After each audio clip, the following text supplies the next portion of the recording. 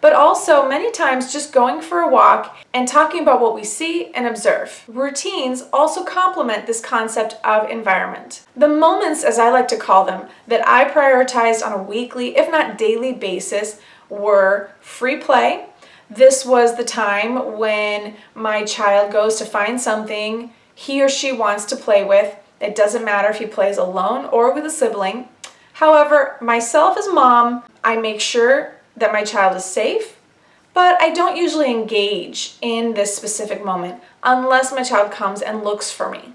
The second one is outdoor exploration. This could be going to the park regularly, but also many times just going for a walk and talking about what we see and observe. The third one is reading time. It really is important to find a way to read even one book a day with your kids. They're not trying to learn to read, they're not necessarily trying to learn their letters, but what they are learning is an enjoyment of literature that is going to pay off over and over and over again when they get to school age, when they need to learn to read. Number 4 is sensory integration. You might be shaking your head right now thinking that will never work for me for one reason or another. And believe me, I get it, but just hear me out for a moment. I'm not going to go deep into this, but these are a few reasons why you might want to look into it more and consider how to fit it into your day. First, sensory activities, they don't have to be super complicated and exhausting. Some are really complicated, and I highly recommend that you just don't bother doing them. They don't need to be. Second,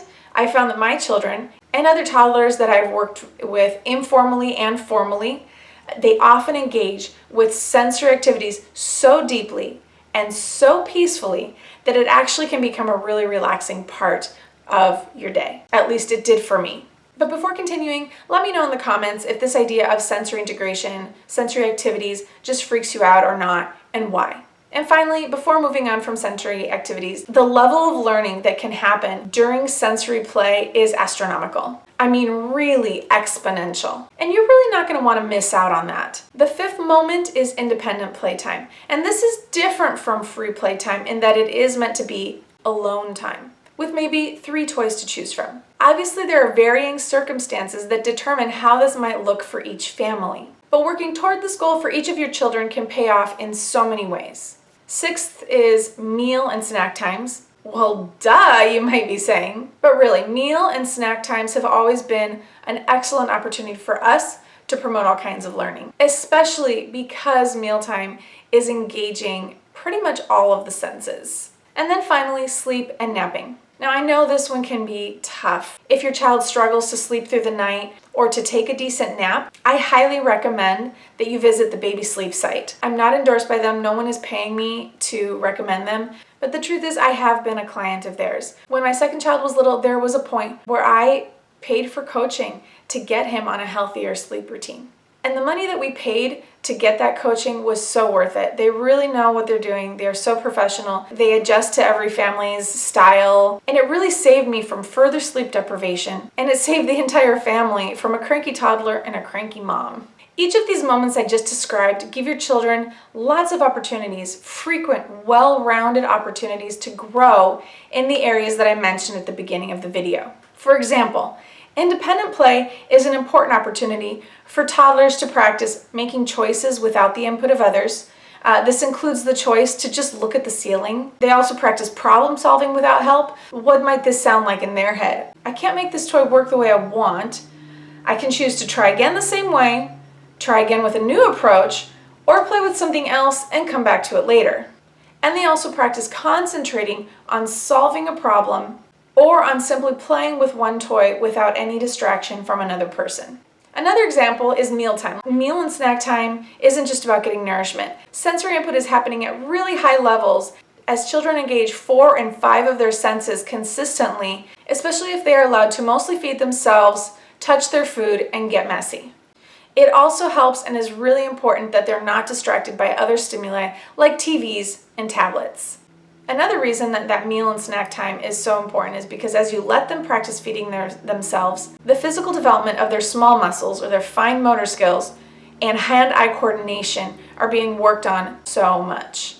They're getting to practice using those fine motor skills and that hand-eye coordination 4, 5 times a day, depending on how many snacks you have in your routine, without having to create a bunch of time-consuming specific activities that maybe you found on Pinterest or elsewhere, and they may or may not even work as you hoped after doing all that work to prepare them.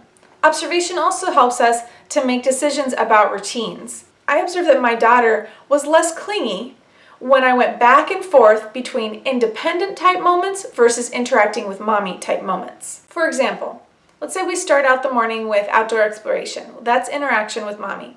Then when we get back to the house, we go into free play, which is independent.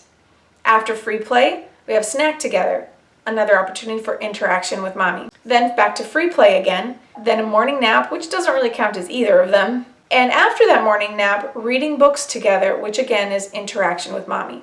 So there's that going back and forth between those types of activities. I also found that it was easier for my children to engage in free play in the mornings than in late afternoon. But I was also more tired late afternoon. So for a season of time, that was the moment when we would do sensory play.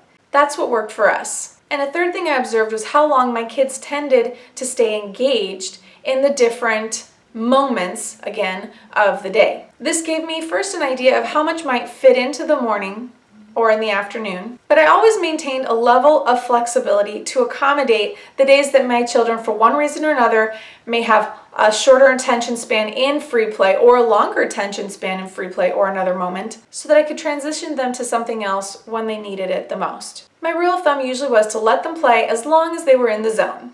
But I also learned to sense when my kids were beginning to lose steam, so that I could transition them to something else before they might get fussy, etc. And that obviously helps with behavior.